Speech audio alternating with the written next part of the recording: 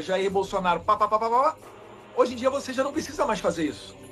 Quando eu entro em programas, né, do Matt Gaetz, do Steve Bannon ou Steve Crowder aqui, que são uma das maiores audiências aqui dos Estados Unidos, quando se fala em transmissões pela internet, podcast, essas pessoas elas já vêm direto perguntando da Magnitsky, das violações de direitos humanos. E aí até a Folha fez uma matéria falando da bancada anti-morais do Congresso americano. E tá certo. Não era fake news da Folha, não, era verdade. Porque já existem pessoas dedicadas a fazer isso. Bem, doutora Ludmilla mora aqui na Flórida. Aqui na Flórida, dependendo de onde você mora, você fala mais espanhol ou português do que inglês. Esses parlamentares, eles são eleitos com voto de imigrantes, que estão na segunda, terceira, quarta geração, às vezes. Então é super interessante para eles defender essas bandeiras, não só por uma questão de princípios, né, de liberdade, que aqui é muito forte a questão dos Founding Fathers, primeira emenda, segunda emenda, 1776, etc., mas também por um motivo eleitoral. O Richard McCormick é um deputado que se elege pela Geórgia, tem pretensão de vir a senador na próxima campanha. A Geórgia é a quarta maior comunidade de brasileiros fora do Brasil, atrás somente de Boston, Nova York, Miami, e aí já vem a Flórida, Nova York, né, Massachusetts, falando dos estados, e a Geórgia. Na região de Atlanta, são cerca de 100 mil brasileiros que moram ali. E essas pessoas acabam votando, né? Muitos deles ali já são cidadãos, outros já estão na segunda geração, terceira geração de brasileiros. Então, isso daí está acontecendo aqui nos Estados Unidos. Os cubanos, para finalizar, os cubanos têm mais influência porque a Revolução Cubana foi de 1959. Então, eles já estão há mais tempo aqui nos Estados Unidos. Muitos já viveram o American Dream e se tornaram milionários, às vezes bilionários. Aí eles entram forte na campanha, porque aqui não tem dinheiro público. Isso é outra coisa que a gente tem que consertar no Brasil também, né, que foi demonizado o financiamento privado de campanha. Eles entram pesado na campanha e isso daí abre mais facilmente as portas. Então isso tudo está acontecendo nos Estados Unidos e não se engane, né? O primeiro passo é o visto. O segundo são essas sanções OFAC. E depois, né, abre a porteira para o mundo inteiro. Muito bom escutar isso de você, Eduardo. Inclusive, semana passada, eu fiz um TV em Justiça quase todo falando sobre o seu caso, que recentemente eles abriram um novo inquérito contra você.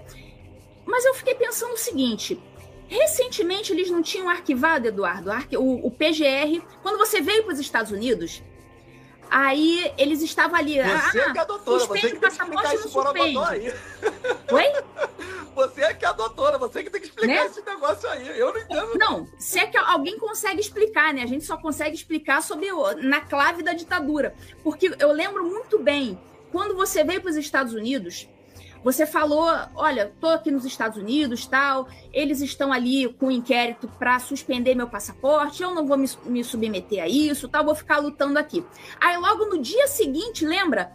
No dia seguinte eles foram lá e arquivaram, querendo dizer... Foi no mesmo dia. Foi no mesmo dia? Foi no mesmo Pior dia. ainda.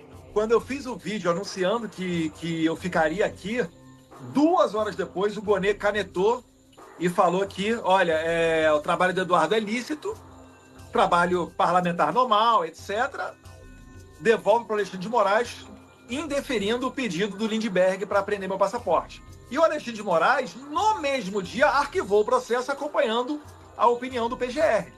E é engraçado porque, assim, não foram nem 2 meses depois. Eles mudaram da água para o vinho. Por que eles mudaram da água para o vinho? Porque eles sempre me tiravam para chacota. Eles vivem numa bolha, e antes a gente tinha essa dúvida, né? Será que esses caras vivem numa bolha e ficam falando ali, né? Com Daniela Lima, né, um ou outro aqui a colar. E eles realmente acreditam nisso? Ou será que eles sabem que esse mundo é fantasioso e só vendem para fora, para o militante gado do PT consumir esse tipo de porcaria? Hoje em dia a gente tem a certeza. Eles acreditam nessa ladainha. Por quê? Porque eles achavam que eu era o Bananinha, que eu era o Fujão, era o filhinho do papai, era o aqui a colar e tal, e enfim... nunca deram o devido valor e nunca enxergaram um trabalho efetivo da minha parte. Eu adorei isso. Eu falo, papai do céu, muito obrigado pela soberba e arrogância dos meus inimigos, porque isso é que deixou o caminho livre para que eu e Paulo Figueiredo, Eu estava indo toda semana para Washington DC, poxa, fazia reunião, voltava, etc. E tocando a minha vida aqui. E então, quando eu me encontrei com o deputado Corey Mills, eu estava junto com o deputado Felipe Barros, né, presidente da Credem, falamos com ele, eu levei a ele subsídios sobre a situação do Brasil, nós conversamos sobre a situação do Brasil, e ele falou, olha, na semana que vem vai ter um hearing, né, vai ter uma audiência pública no Congresso e eu vou ter a oportunidade de falar para o Marco Rubio, né, secretário de Estado. Até então, eu falei, olha, legal, né? Poxa, vai fazer uma pergunta para o Marco Rubio, mas a gente sabe também que na rotina parlamentar ele é assodado de outros pedidos. Então aqui nos Estados Unidos, todo mundo bate na porta de um deputado. Poxa, vem gente de Israel falar dos reféns que estão lá em Gaza, vem gente da Rússia, da Ucrânia, da Argentina, Venezuela. Então é uma disputa muito grande. E eu não ficaria ressentido se ele não fizesse a pergunta, porque eu entendo como é que é a rotina deles aqui. Mas graças a Deus ele encontrou um espaço, mandou a pergunta e o Rubio respondeu que sim. Era até provável que sejam aplicáveis as sanções contra Alexandre de Moraes. Aí eles mudaram da água para o vinho. E aí esse inquérito, doutora, que foi aberto lá para pegar meu passaporte, que o PGR falou que não ia aprender, porque o meu trabalho, o meu ofício, era um ofício regular de um parlamentar, passou a ser uma atividade antidemocrática.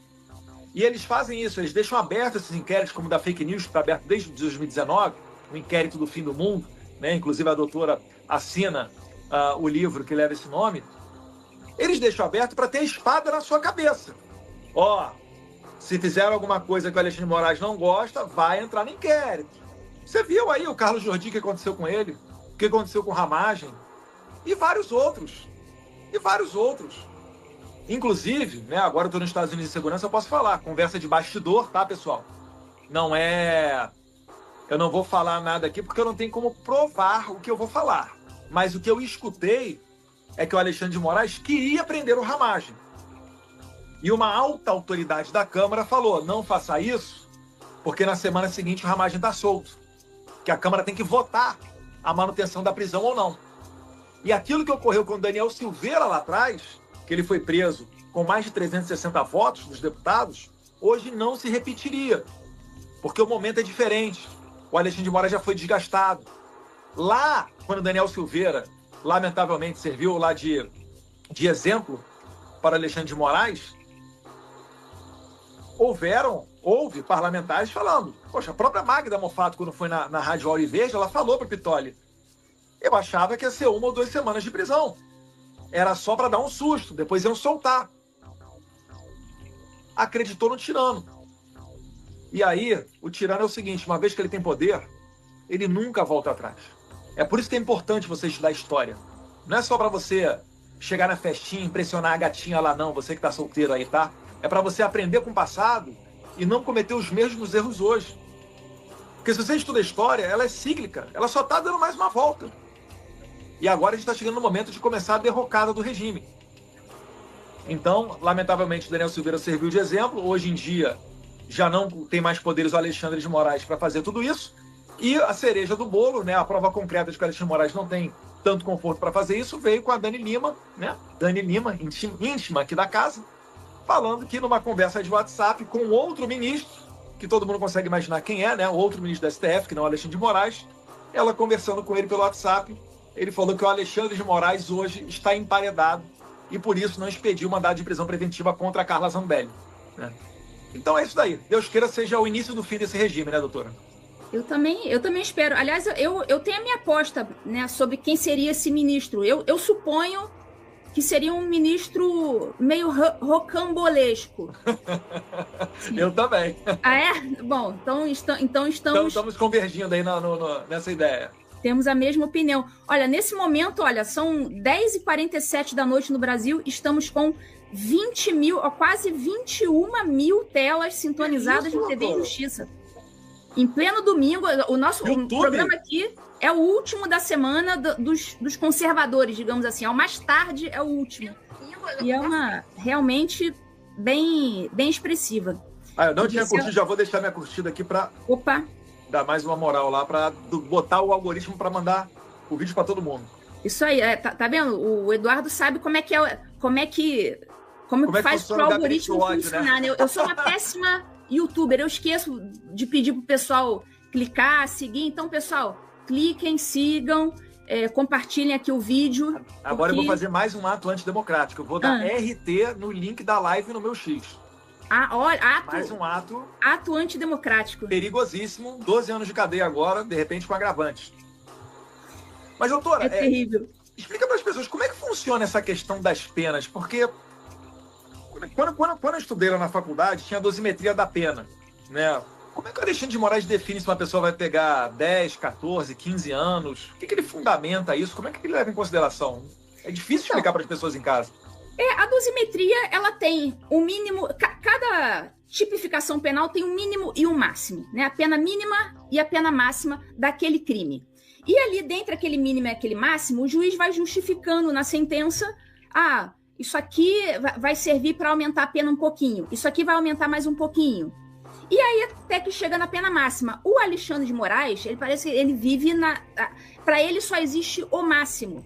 Então, por isso que eu digo, por exemplo, no caso da Carla Zambelli, se fosse qualquer outra pessoa que estivesse respondendo pelos mesmos atos, teria recebido uma penazinha ali. Só que como é a Carla Zambelli, ele bota a pena lá em cima para já pegar de cara um regime fechado. Porque a pena acima de 8 anos, a pessoa ela já tem que começar no regime fechado. Não tem essa de semi-aberto e aberto, não. Passou de 8 anos, é fechado. Vai ser emparedado, né? Que nem disse aí o ministro. Então ele já começa a botar lá em cima. Aliás, no caso da Carla Zambelli, eu gostaria muito de saber se a Câmara vai dar o mesmo mole que deu lá no caso do Daniel Silveira, porque a Constituição fala que o parlamentar, no curso do mandato, que é o caso da Carla Zambelli, só pode ser preso em caso de flagrante de crime inafiançável.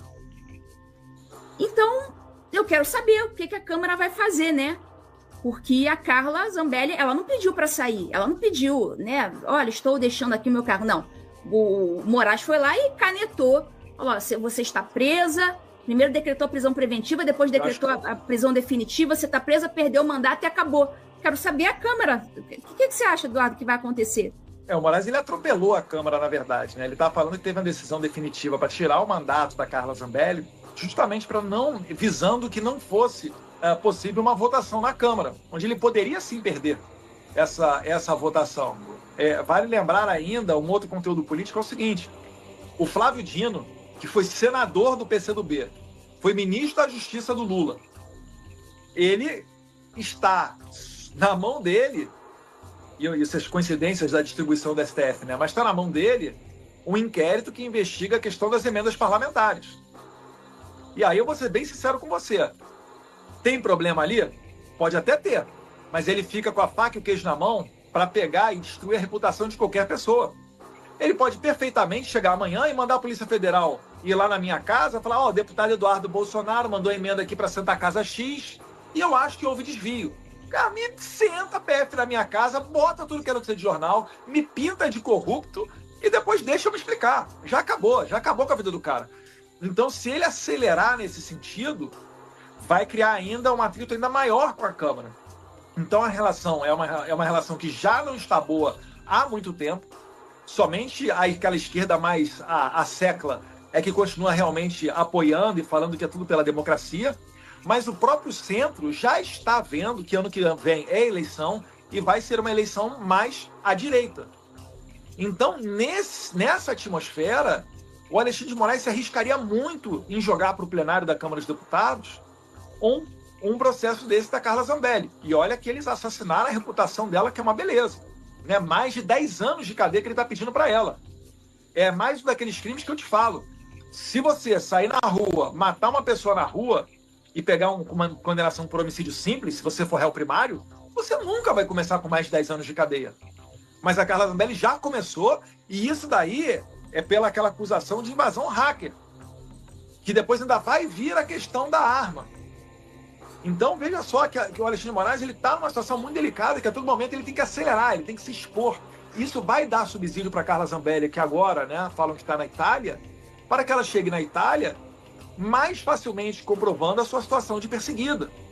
Ela vai começar o seguinte: quando ela começar a bater na porta das autoridades italianas, seja dentro do tribunal para se defender, seja através de articulações políticas, ela vai começar falando o seguinte: italianos, vocês sabem quem é aquele jurista, o advogado que defendeu o Cesare Battisti, que falava que ele era um perseguido político, só porque ele teve 4 homicídios qualificados aqui na Itália e depois foi fugir no Brasil e ficou, acho que 8, 10 anos no Brasil, tomando banho de sol lá em Ipanema, passeando pelo Brasil inteiro? Então, o cara que defendeu ele é o presidente desse tribunal que está atrás de mim, Luiz Roberto Barroso. Dá para dizer que não existe uma natural tendência ideológica na hora de você julgar uma parlamentar, como a deputada Carla Zambelli, que é ativa? É claro que dá. Daí você já começa a conversa. Depois você vai e fala, olha, a Constituição fala que a Câmara tem que votar a prisão do deputado. O Alexandre de Moraes tirou meu mandato antes para evitar esse tipo de votação. Fala que eu só posso ser presa, né, mediante flagrante delito de crime inafiançável. Está lá no artigo 52, está lá no parágrafo 2º. Aí, no meu caso, não. Já expediu a prisão preventiva, já está querendo acionar a Interpol e eu não tenho como me defender. Então, fere ampla defesa, fere devido processo legal, fere imunidade parlamentar. Tudo isso aí previsto na Constituição. Então, ela tem muitíssimas chances de se manter fora do Brasil sem que o Alexandre de Moraes a alcance. Lembrando ainda um outro aspecto que é interessante. O Alexandre de Moraes tentou extraditar, que a gente sabe, que nós sabemos, fora outras pessoas que a gente não sabe. Tentou extraditar Alan dos Santos, não conseguiu. Tentou extraditar Oswaldo Eustáquio, não conseguiu. E bem ou mal, não é a situação desejável, mas os cerca de 6 brasileiros que estão presos na Argentina, o Moraes também pediu a extradição deles e eles não foram extraditados. E além disso, né, tem 6 presos, mas ele pediu a prisão de mais de 60. Depois que inicialmente cantou a prisão desses 6 e a gente começou a falar, as repercussões começaram a acontecer, ao que parece, a polícia argentina não colocou adiante a prisão dos demais. Acho que botou a mão na consciência e falou, calma aí, cara, eu estou servindo aqui de instrumento para uma tirania. Então isso tudo vai pintando a carinha do Alexandre de Moraes como um tirano a ser combatido. Para finalizar, no exterior, você tem diversas publicações, The New York Times, Washington Post, The Epoch Times, etc. Tem jornal de direita e de esquerda que estão na mesma linha. Aliás, todos eles estão na mesma linha, né, de dizer que o Moraes já acelere muito a persecução dele. O Elon Musk é investigado dentro do inquérito das fake news. Agora que eu vi atrás de você, doutora, tá lá o livro ali do inquérito das fake news, o inquérito do fim do mundo. Então isso daí vai deixando o Moraes enfraquecido. Eu aqui me arrisco a dizer, saindo das sanções, Deus queira, o mais rápido possível, seja Magnitsky, seja EPA, qualquer coisa dessa, saiu a sanção OFAC, o Alexandre de Moraes tem que sair do Supremo Tribunal Federal. Se ele vai virar professor em alguma universidade no exterior, se ele vai virar embaixador em qualquer país, para mim pouco importa. Se ele vai virar consultor, advogado, lobista, sei lá. Ele vai cortar grama. Isso pouco importa. Mas eu acho que não vai ter mais clima para que Alexandre de Moraes siga dentro da Suprema Corte. Quanto mais julgando todos esses processos que são claras perseguições políticas.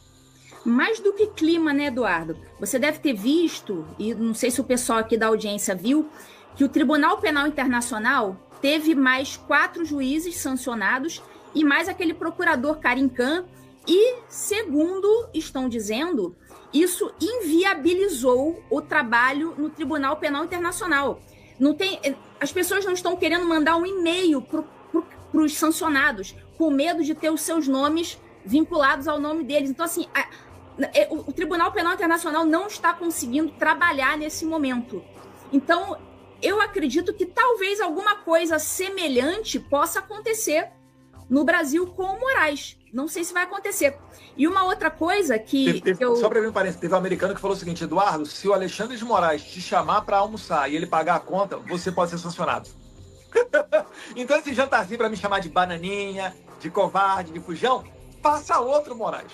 Faça outro, em breve. Deus quiser, em breve. E outra coisa, ser laranja do Moraes, porque aí ele, com as contas todas bloqueadas, ele vai tentar arrumar ali um laranja, porque parece que o Trump já está estudando a questão dos escritórios de advocacia das esposas. Então, assim, inicialmente o pessoal falava, não, tudo bem, ele vai ter tudo bloqueado, mas tem a esposa. Opa, mas as esposas, como também elas são beneficiárias desses atos de censura, elas também acabam, né, servindo ali como partícipes de alguma forma. Elas também se beneficiam daqueles atos. Lembra inclusive, do aeroporto de Roma, o comportamento ali, por exemplo, do filho do Alexandre de Moraes no aeroporto de Roma. Então, todos eles são pessoas que estão ali se beneficiando de alguma forma daquele comportamento do agente agressor. E com esses escritórios de advocacia das esposas sendo monitorados e elas também sendo sancionadas, eles vão precisar de um laranja, assim, para viver. E quem vai ter a coragem de ser um laranja para também ganhar uma Magnitsky na cara? É complicado, né? Ele vai se complicar. E não existe bobo nesse jogo, né? Tem uma intenção clara do governo americano, que é combater a censura, acabar com a perseguição política. E ele sabe que, quando tomarem uma atitude, ocorrerá uma reação. Vai haver gritaria, vai haver tentativa de burlar as sanções, etc. E eles, imaginando esses cenários futuros, também montam posições.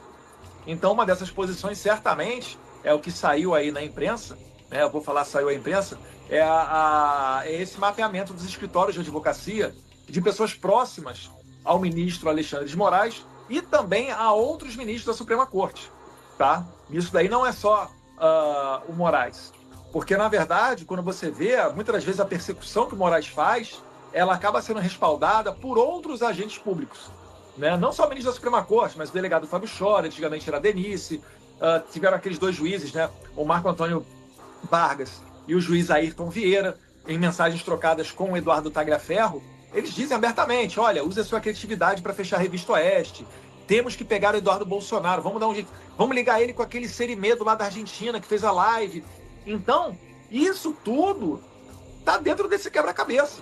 Isso tudo já está devidamente registrado e entregue às autoridades aqui dos Estados Unidos, tá? Então, o trabalho do Paulo Figueiredo, excepcional nesse sentido, né? A gente fez uma espécie de equipe, né, muito boa, contamos com o apoio de outras pessoas, mas eu realmente tiro o meu chapéu para o Paulo Figueiredo, que tem tido um brilhantismo e uma dedicação para fazer isso, que ele não precisaria, né? O Paulo Figueiredo, ele tem a vida dele aqui nos Estados Unidos já há muitos anos, né? Toca o negócio dele de jornalismo, tem outros empreendimentos e não precisaria estar fazendo isso. Ele faz por uma questão de princípios. Ele faz por se ter uma compaixão com o próximo e saber que aquilo dali é injusto e se dedicar a combater. Então, graças a Deus, a gente tem tido muito sucesso nisso e a gente aguarda que muito em breve essas sanções realmente saiam. Eu não sei se você viu, Eduardo, que o seu caso foi utilizado pelo advogado Martin De Luca no processo do Trump Media e Rumble contra o Alexandre de Moraes, o segundo processo. Teve o primeiro processo em que eles conseguiram ali uma decisão que eles disseram que não foi favorável, mas foi favorável, que disse, olha, essas sanções aí do Moraes, essas decisões do Moraes não valem nada aqui nos Estados Unidos. E agora eles entraram com um segundo processo, agora para punir individualmente o Moraes, inclusive pedindo indenização no CPF, pessoa física. Então, eles usaram como exemplos o inquérito, que eles chamam de inquérito das fake news, ou chamam de inquérito do fim do mundo, e usaram também o seu processo de perseguição, né? E você leu, você estava sabendo que o seu processo foi usado como exemplo nesse caso?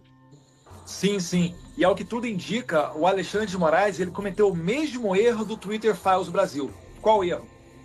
Quando teve a eleição de 2022, o que o Alexandre de Moraes fazia? Ele mandava a ordem para o Twitter para derrubar perfis e falava o seguinte para a plataforma: derruba, mas não fala que a ordem veio do STF. É uma ordem sigilosa, não pode contar. Cara, eu às vezes eu me impressiono, porque para mim o Alexandre de Moraes cada vez mais ele se demonstra como uma pessoa totalmente ignorante, totalmente embebedada de poder. Porque ele fez essa mesma coisa com a Rumble agora. A Rumble estava com intenção de vir ao Brasil. A Rumble é uma concorrente do YouTube. De vir ao Brasil, é uma plataforma de vídeos. E explorar o mercado brasileiro, que é o segundo maior mercado do mundo, logo atrás do mercado das redes sociais americanas. O brasileiro consome muito rede social.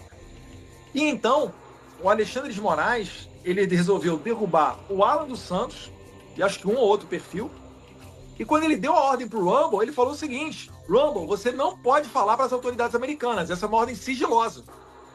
Aí o Rumble olhou para aquilo dali e falou: calma aí, cara, um juiz de outro país tá falando para eu derrubar um cara que tá morando nos Estados Unidos, está aqui sob a jurisdição americana, fala que eu não posso monetizar, e eu sou uma empresa sediada aqui nos Estados Unidos, eu não estou nem no Brasil ainda. Olha que loucura que ele está fazendo. Daqui a pouco ele vai mandar uma ordem, sei lá, para a Volkswagen na Alemanha parar de produzir tal carro. Não sei o que mais falta para Alexandre de Moraes. E ele imaginar que isso não vai dar problema, sabe? É o suprassumo da arrogância de uma pessoa. E isso daí, mais uma vez, a história demonstra. Esse é o momento que precede a ruína, que precede a queda. Quando o cara se acha o todo-poderoso, por exemplo, Hitler, ele abriu 2 flancos de batalha, um a leste e um a oeste. Caiu do cavalo. Isso sempre acontece na história, né? Então, eu fico feliz que o meu caso tenha servido de exemplo, né? Foi citado na peça do advogado Martin DeLuca, que representa a Trump Media e a Rumble. Lembrando que a Rumble e a Truth Social, a Truth Social, ela é uma empresa do grupo, né? Do Trump Group, Media Group. É a rede social do Trump, né? A Truth Social.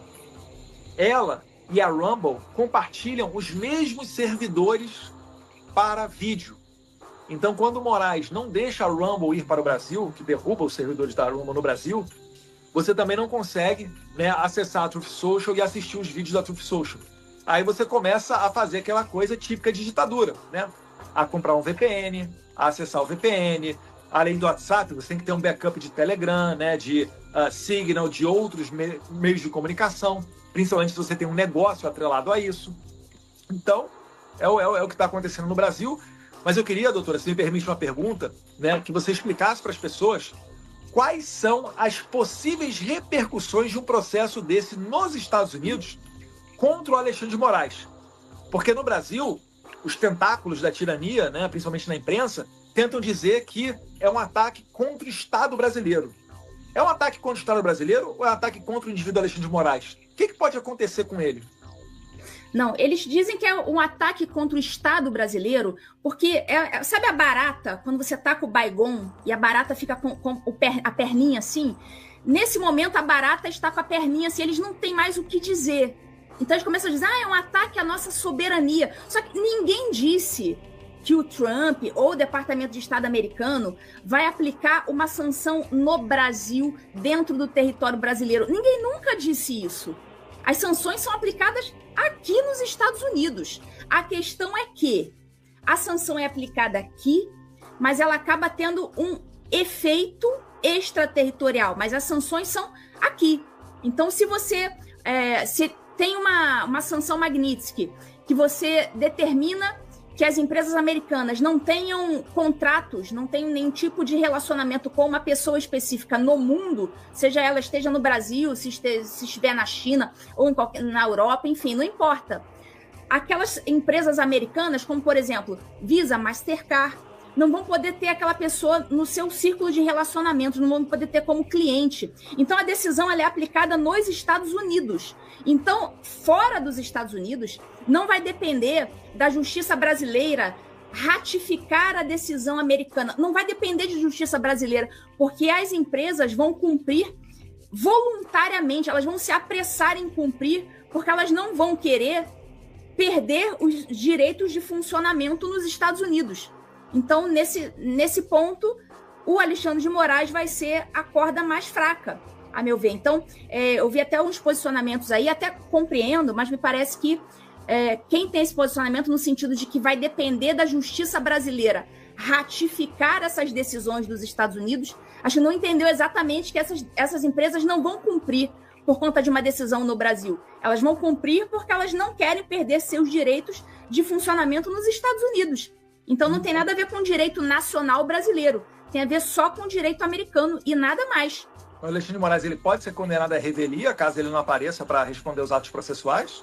Pode ser condenado à revelia. Aliás, eles certamente, eles vão seguir aqui, eles seguem muito direitinho o devido processo legal. Eles, inclusive, mandaram até cartinha eles já estão avisando. Certamente ele vai receber lá uma intimação legal. E não aquela intimação que nem a gente recebe. WhatsApp, e-mail, ligação, ou aquelas intimações via Twitter, lembra? Que o Alexandre de Moraes, ele tentou intimar o Elon Musk por um post de X. Então, certamente, ele não vai ser intimado, até porque via X nem dá mais, porque ele nem tem, né? Ele correu para para se pirulitar do X, né? Não dá mais para ele. Quer dizer, ele que está acostumado a censurar todo mundo, ele mesmo teve que se autocensurar ali, porque não tem mais como ele ocupar o espaço público. As pessoas já sabem quem ele é e estão dando a ele o tratamento que ele merece. Então, é isso que vai acontecer. Ele vai receber direitinho a intimação no Brasil, tal, para se defender nos Estados Unidos, e parece que a AGU já foi acionada, aliás, indevidamente acionada, é isso que para eu ia falar. defendê-lo. A AGU pode ser acionada porque não é na pessoa física dele? Não. Ato de improbidade administrativa na cara dura. E ainda especifico as modalidades. Ato de improbidade em 2 modalidades. Enriquecimento ilícito por parte de quem está recebendo essa assistência jurídica da AGU sem poder receber, ou seja, em vez do Moraes pegar o dinheirinho dele e pagar um advogado nos Estados Unidos, ele está indevidamente se utilizando da AGU, ou seja, ele está se enriquecendo ilicitamente, né? Se a gente olhar dessa forma, se ele está deixando de gastar o dinheiro dele com advogado, ele está se enriquecendo ilicitamente.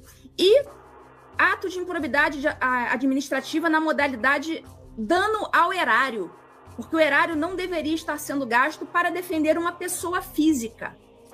Então, quando é improbidade processado na física, eu não posso nem usar minha assessoria, sabia? Eu tenho advogado na assessoria, eu não posso usar minha assessoria quando eu sou processado na física.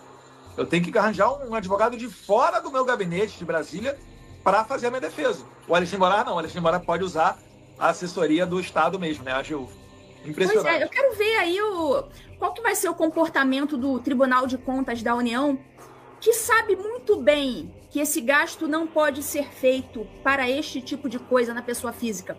Então, assim, qualquer passada de pano do TCU vai colocá-los também como colaboradores, né, para acobertar este tipo de atos de improbidade administrativa. E, em caso de queda do regime, futuramente, esses, né, conselheiros do TCU que eventualmente venham a concordar com esse tipo de coisa, podem vir aí sofrer sanções em caso de queda do regime futuramente. Então, assim, eles, nesse momento, eles devem estar pensando, poxa, ou a gente é honesto e diz que isso não pode e a gente acaba tomando uma sanção, ou a gente vai ter que dizer que pode para a gente não ser sancionado. Mas, assim, não tem justificativa, não. Quem está nesse tipo de cargo, né, grandes... Como é que é aquela frase, né? Grandes deveres vêm com grandes responsabilidades. Não vai poder argumentar isso. Eu fiz isso porque eu fiquei com medo do Moraes me sancionar.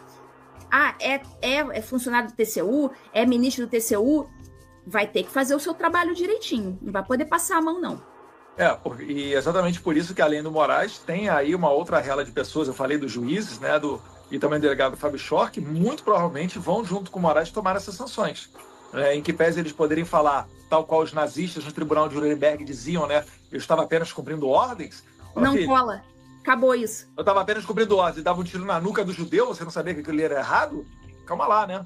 Vamos ter o mínimo de direitos humanos.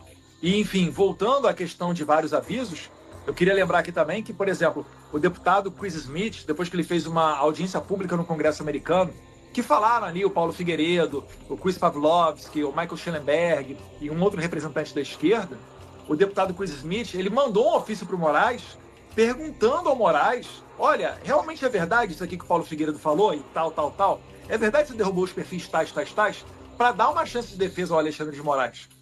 E ele fez aquilo mandando cópia para presidente do STF, presidente do TSE, presidente da Câmara, presidente do Senado. É claro que não é um processo judicial, é um parlamentar americano fazendo uma pergunta ao juiz brasileiro.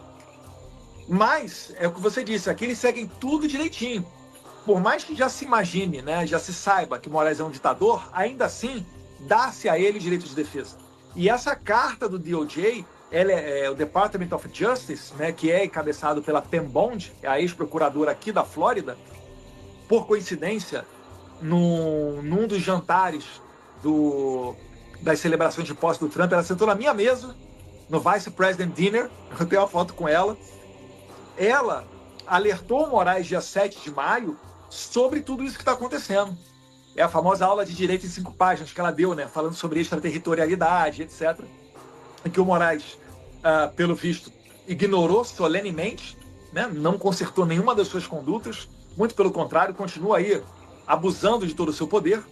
Só que essa DOJ, embaixo dela, mal comparando, pessoal, é o nosso Ministério da Justiça, vai? Embaixo do nosso MJ, o que a gente tem? A gente tem PF, tem PRF, tem um monte de estrutura. Aqui nos Estados Unidos, embaixo do DOJ, também tem uma estrutura gigantesca. Dentre elas, né, não só o FBI, como o US Marshals. Quando você recebe uma carta rogatória, quem bate na sua porta é o pessoal normalmente do US Marshals, é o pessoal que vem representando o DOJ. Então, para o Alexandre de Moraes me ouvir nesse inquérito que ele acabou de abrir, junto com o PGR, Paulo Gonet, ele teria que fazer um relatório explicando tudo bonitinho, manda para o órgão central brasileiro, para o órgão central brasileiro mandar para o DOJ. O DOJ, a Pembond, vai chegar na mesa dela essa carta rogatória e ela vai fazer uma análise para ver a questão jurídica do pedido dele para me ouvir, para saber se não tem nenhuma ilegalidade, se aquilo não conflita com a lei americana. Ela faz um juízo de valor com relação a isso. Entendendo que é pertinente, aí ela manda lá para eu ser ouvido, eu sou intimado, e assim reza a lei. Existem outros mecanismos no MLAT, mas não vem a caso aqui falar. Eu estou falando do principal, que é a carta rogatória. Então imaginem vocês que estão me ouvindo agora aqui. Você acabou de tomar a famosa... Eu sou carioca, às vezes eu tenho que segurar um pouco a boca porque a minha avó às vezes assiste a minha live. Você acabou de tomar uma aula de direito do DOJ. Aí você vai e vai mandar uma cartinha para o DOJ pedindo para que seja ouvido Eduardo Bolsonaro em carta rogatória. Ele não vai fazer isso. O Paulo Figueiredo está até hoje esperando uma citação para saber do que ele está sendo acusado. É humilhante que ele só tenha tido ciência das acusações quando veio o Twitter Files Brasil e o Congresso americano fez um relatório vazando os e-mails que o Moraes trocou com a plataforma Twitter. E aí o Paulo Figueiredo conseguiu ver pela primeira vez uma folha, os poucos parágrafos que ensejaram o bloqueio de contas dele, né? Contas bancárias, a derrubada de rede social, o cancelamento de passaporte. Gente, isso daí é humilhante. O Brasil deveria ter tido a maturidade de consertar a própria bagunça na sua casa. Mas nos força a vir aqui ao exterior, poxa, uma juíza dos concursos mais difíceis que tem no Brasil, um deputado federal, poxa, mais votado da história, força a gente a vir aqui para fora para fazer esse trabalho, porque a gente não tem mais esperança que vá o anjo Gabriel pairar sobre a cabeça do Moraes e colocar juízo naquela cabeça. Então é a situação que a gente está.